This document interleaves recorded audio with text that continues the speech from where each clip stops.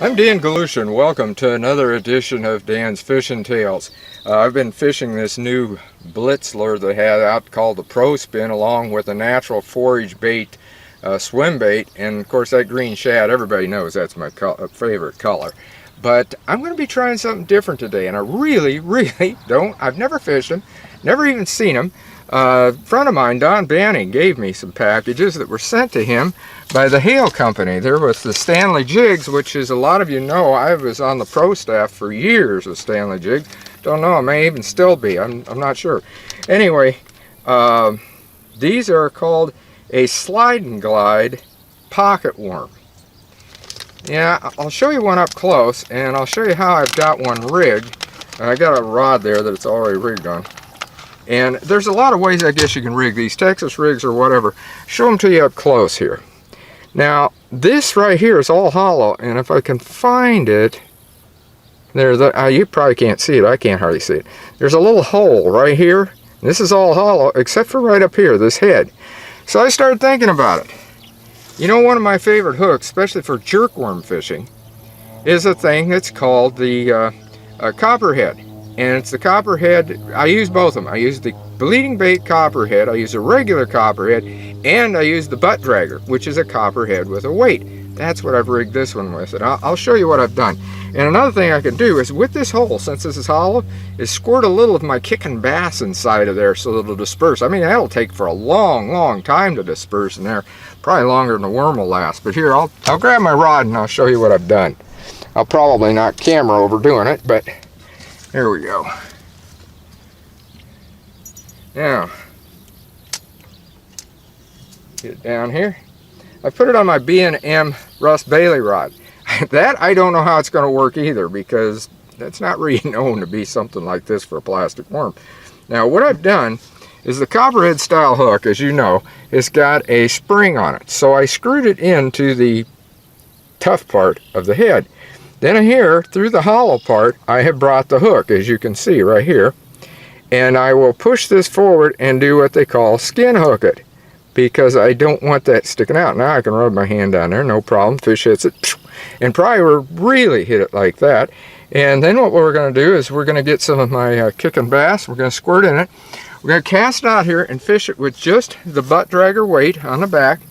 As I said, I don't know how this is going to work. Never have fished these, never seen them before this. I'd heard about them, but that's about it. So let's do some casting and see if we can catch something.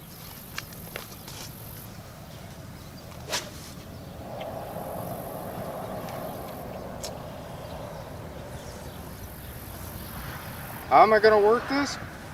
I haven't got a clue. The tail seems like it's got a nice action. I may even do some finger jigging with it. Right now I'm just letting it sink to the bottom. There's some weed islands out there, and that's what I'm after. I had the camera off, as you can tell, and I put some of the kicking bass stuff on there. Had some pretty good hits. In fact, one good enough that the worm's gone. Snapped me off on the hook set. And I just tied that hook on. Now, maybe it's a bad tie, I don't know, but it looks like a snap. It don't look like a tie that came out, because the tag end really is not there. It's snapped. So I had a break on the hook set, and I knew it was a heavy fish, but I'm using lighter. I am using nanofill, and probably about 8-pound test. 8 pounds should have done it, but it didn't. So anyway, what we're going to do, so I'm going to try something just a little bit different. Still going to stay with the Daiichi hook. In fact, I think what I'll do is I'll use the regular sprout worm hook type, and we'll hook that in there as a Texas rig. It's got a little longer shank, and I want to go back a little bit. So we'll see what happens, and with it up a little bit, I may even add like a 1/16 ounce slip sinker to this. I'm just not too sure what I want to do on this. As I said, I've never fished one of these before, so it's going to be something different. In fact, I'm going to try a different color, and it's called an Okoboji Craw. Don't know what an Okoboji Craw looks like, but evidently this is the color. I think we'll try one of those. It's kind of the same stuff. See, it's got a green, it's got whatever on it, and it's green, blue flake. Anyway, a lot of good junk to it. Naturally, I dropped it on the ground. Pepper will probably try eating it. He's already tried licking up all of the kicking bass. He likes that stuff. It stinks good. At least the one I'm using here, it stinks. I got some crawfish and I got some of the new bull bream, and the bull bream really stinks. I put some of that down inside of that tube, so that's probably what really, I mean, the worm drew the fish in, true, but also the kicking bass. But let me get a hook, put this on here, and then we're going to start fishing again. Okay, I checked it out. It did break. There's one way to tell in this nanofill if your line breaks. You'll have a frayed area up a little further because it's kind of like pulling a cable too tight, and then when it snaps, you'll have part of it kind of unfray and come up. I've noticed this happening before with nanofill, so it was definitely a break. And I'm going to, this is kind of a refresher for you that have had troubles with Texas rig. I mean, I know it's been around for a long time, so you guys that are used to it, bear with it. I was asked twice just recently, how do you Texas rig? Well, let's go through it. And that's what we're going to do. We got a nice heavy head right up here. So I take it and I put it, I'm going to take my glasses off because I can see better without them. I know that sounds weird, but those are not for close-up. I take this and I put it right in the middle, just like that. Just as I pass the barb, this is the way I do it, some guys don't. Just as I pass the barb, I break it through. Now it's still in that solid section. I bring it around like this and then bring it into it just like that on the sprout area. You push the worm forward and you stick it in, and what I will do is take it all the way back out, break it through the other side. I don't know if you can, probably can't see that point. And as I'd said before, I skin hook it. Now I can do this, and then it's like a hair trigger when they hit that. The kicking bass, in fact, we'll put some more of that on here. I put it nice and oily. I got it back there. Anyway, good and oily. That goes into here, and that should work out pretty good. I have also decided to put the 16th ounce sinker in there, have it lighter weight. This way, this will kind of float up, I think. Just going to try something a little bit different here. And, well, let's make a few more casts. I'm going to be down here, and maybe we'll catch a fish while we're doing it. Well, we've got our first fish on. Hopefully we can keep him in there. You hit it way out there. May have helped to switch this.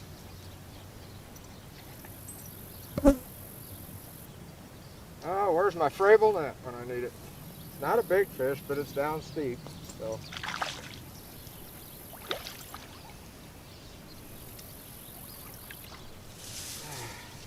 Hate bringing a fish in like that. And Pepper's going to tell you about it. And by golly, the worm's still there. So it definitely caught a fish. And yes, Pepper, I know. I'm going to release him as soon as possible. Pepper gets upset if I don't get the fish released. He's definitely a catch and release puppy dog. But you can see that's not a bad start. I'll show you again how I rigged it. There we go. That was a pretty good start with the worm. And I had several hits, by the way. And I'm casting way out as far as I can get. In fact, I'm going to get my Frable net back out. I just absolutely hate lifting fish in by the line. You should never, never do that. And I do it. I know. I tell you, never, never, and yet I do. There's times when, what else are you going to do, right? Well, again, what I did is I used the sprout hook, and you've seen already how I did it, and how I actually Texas rigged it, and it did go down in there. There's no doubt about that. And I got to pull it up. I don't want to rip the worm up, and I do think that might be one problem we might have with it, is ripping them up. And like I said, I don't want to do that. This fish really got my line tangled around that hook though. And we'll pull it up through there. If I was in a tournament, I wouldn't mess with this. I'll guarantee you that. There, now I got it up back through the same hole. Bring it down here. There we go. And bring it through the same holes. And it's in the head, and it's a good solid head. There's a good test for it. It's a good solid head because it's still there. There is No, that's weeds. I was going to say some slight damage there, but not really. We can pull it up again, hook it. Hey, there's still plenty to hook, no doubt about that. We got it skin hooked, and again, I'm using a 1/16 ounce slip sinker on it. You can see that.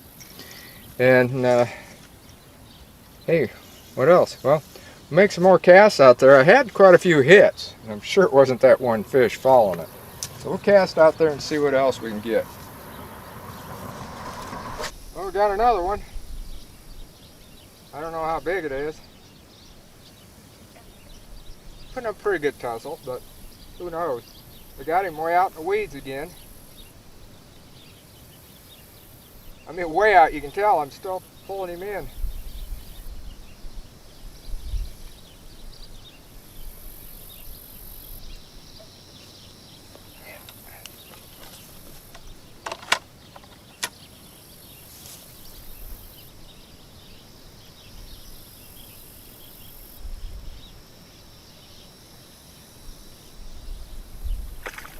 Nothing big.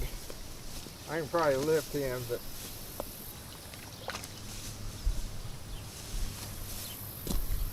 I'll just lift him in. He's more problems with the net than he is with the...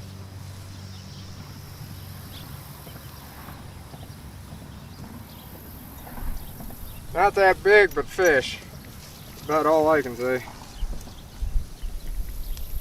But I do know they're hitting out there now, and that they're hitting on this a little bit better by switching it the way I did. This is a tough place to fish anymore. And that's one reason I like to test these things here. If you can find a spot that's... I mean, don't go to a place that don't have any fish. But if you can find a spot that's really had a lot of fishing pressure, which this does, and you can still pull some fish out while others are struggling, then you know that you've got something on that's going to work. Well, this is evidently going to work. And here's a test. We were just talking before about how it rips up and what have you. This thing is still, after 2 fish there, like that, it's still got plenty of head grip, and there's plenty down here to hook into and come out and skin hook. I haven't even had to reverse this, and when I'm talking about reversing, I'll take the worm off and I'll put it around the other direction from where I've been skin hooking it and use one of the other sides if the worm body holds up, and not all do. This one happens, it does. And it's surprising. There's a surprise I've already had, because when I looked at that and seen that it was hollow inside, the only difference is I can tell that wall is a little bit thicker than a lot of your hollow ones, almost like a regular tube, a good tube, because some tubes are way too flimsy. But this one seems like it's pretty good. Let's see if we can get another one. I'm getting them more down that way. As you can see, I was fighting it from that direction. But like I said, that one just wasn't worth the net. It was more problems because he was smaller, he swung in easier. So I had another hit. Ripped the worm right off. And by the way, I told you this was a Daiichi sprout hook. Now, I actually picked up an X-point, which is extremely sharp.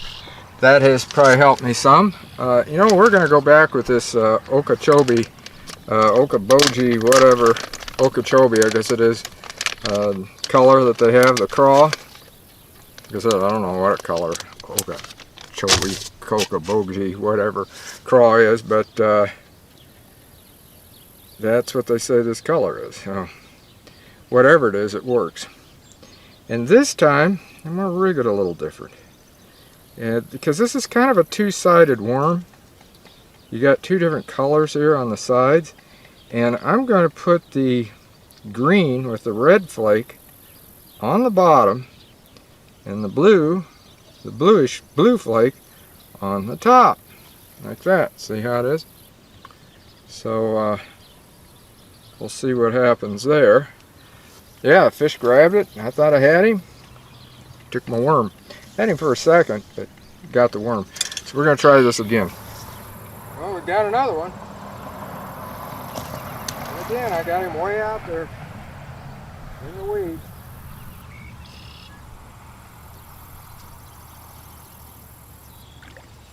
I'll tell you, these longer rods are a lot of fun. You don't even have to have a really big fish. There we go. When you got those steep shores, a net like that sure does help. And that's not all that bad of a fish. He hit Pepper in the nose. Yes, it did, didn't he? Yeah, he hit you in the nose. Yeah, he's telling you you're an ornery little dachshund. Yeah, Pepper's wanting him released though. So, he got hooked. I'll say that. Not bad, there he is. Decent fish. I'm not going to be upset. You know, these doggone worms are working. This one I ripped the head out on, but we'll see. We'll take a look here, close look. Because I had to put another one on this X-point hook.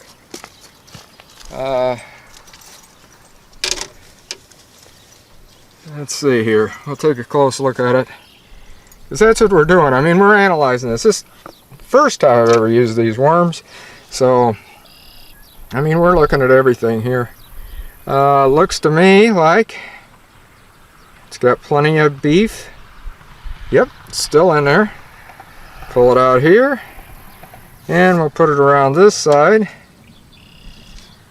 And let's see if we got plenty here. Oh yeah, no problem at all. We'll stick it through there and skin hook it. And by golly, it's ready to go again for another fish. Let's see what happens. Let's go fishing. I suppose we should talk a little bit about how I've been working this worm. I mean, working a worm is a worm mostly, you know, however you do it. But this is a straight tail, and it's got kind of like a little bulby tail, as you can see on it. I've showed you this thing enough now today. But the thing I like to do, or that I've been doing with it, I fish it a lot like I have my Mann's jelly worms, or the natural forage bait R4s, which are a 4-inch worm. This naturally is not a 4-inch worm, but the tail is straight. It's got a good loose tail. You can see that. So what I like to do with this, or what I am doing, as I said, is hopping it so that tail kind of gives a hello, and it's back there that way. And with this body here, it should be floating upward. I mean, I can't see what it's doing down there. I can just imagine what it is. When it gets up close to shore, I can see a little bit. And so I'm taking the rod tip and I'm just doing this with it, just making it hop a little bit and stopping, and then just hopping it. This way, with this 1/16 ounce sinker, I'm able to stay just on top of those weeds, and I can feel them and pop them loose, and that's when I've been getting my hits. Another way that I do it, and it hasn't been as productive today, is twitching it sideways. Then what I'm doing is going straight into the weeds like this, but still giving it a action like this with the tail. Instead of this way, it's more like this, a darting type action. And I've had a few hits on that. In fact, the one big one that I got there that broke me off, that's how I was working that one. But haven't, as I said, the best retrieve has been just a slow hop, maybe 3-4 times, and then kind of stop, and then 3-4 times and then stop. A regular lift and fall, they just have not hit it that way. And with these straight tails, now you'd say with a straight tail you could also just use a straight, steady, do nothing retrieve. True. And I had a couple of hits with it doing nothing. I mean, I wasn't even moving it, it was just sitting on the bottom. That can happen too, especially with that kicking bass stuff in it. When that happened, it just seems like right after I'd given this another dose. But anyway, that's some of the ways I've been working this. As I said, the sky's the limit. It's a plastic worm. Do it however you work plastic worms and are successful with them. Now I'm going to go back and do some fishing. Another thing I should mention on this, and I haven't done it, right here. These little things right here, those are weights that you can put inside that hollow area. I've just been using it for other things, and you know, that's a good idea too, because now with this type of a rig, I'm using my 16th ounce slip sinker. But I want that because I want to have that floating up a little bit different, where this thing would put it down more. But this would be ideal to use if you don't want any sinker at all, or you do want just a little bit more weight to it. These would be perfect, and they're just a little bag like that. So you know, those will work pretty good. I'm sure you're going to lose them in a hurry. There's no doubt about that. Anyway, had to bring that up to you. This is pulling pretty good. I don't think he's that big though. I don't think.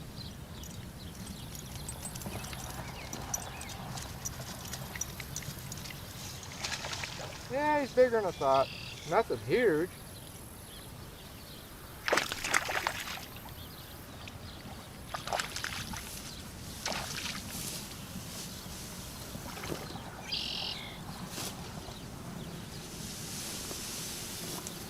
Now that one, the net worked a little bit better on. There we go. Yeah, he's nothing huge, but he's fish. And so you can tell he's been feeding pretty good. He's down in here, he's got a good belly. But it's getting later. We got some thunderstorms coming in. Haven't heard them yet, but we definitely, that's a decent fish to end the day on, especially if I'm just experimenting like this. Are these worms going to be worth it? Yeah, I'd say so. I mean, just experimenting a little bit with them like that and come up with this one, or this one, and what, a couple others, and lost a big one, and had a bunch of other hits on them, had worms ripped off. So yeah, I'd say these sliding guides by Hale ought to work just great. So until next time, get out on the water and have a great day of fishing.